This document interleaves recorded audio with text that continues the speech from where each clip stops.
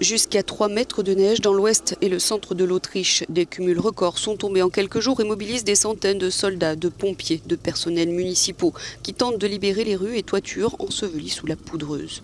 Plusieurs localités sont inaccessibles, certaines stations de ski sont même fermées dans le Tyrol. Pour les autres, je dois conseiller aux gens de ne pas faire de ski hors piste, de rester sur les pistes aménagées.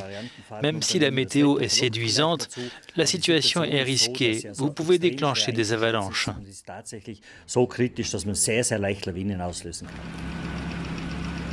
De telles quantités de neige au-dessus de 800 mètres d'altitude n'arrivent que tous les 30 à 100 ans, selon les Autrichiens.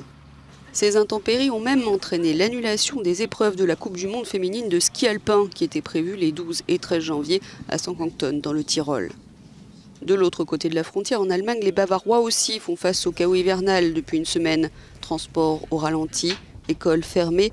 En Norvège, même scénario ou presque, le trafic routier et aérien est très perturbé.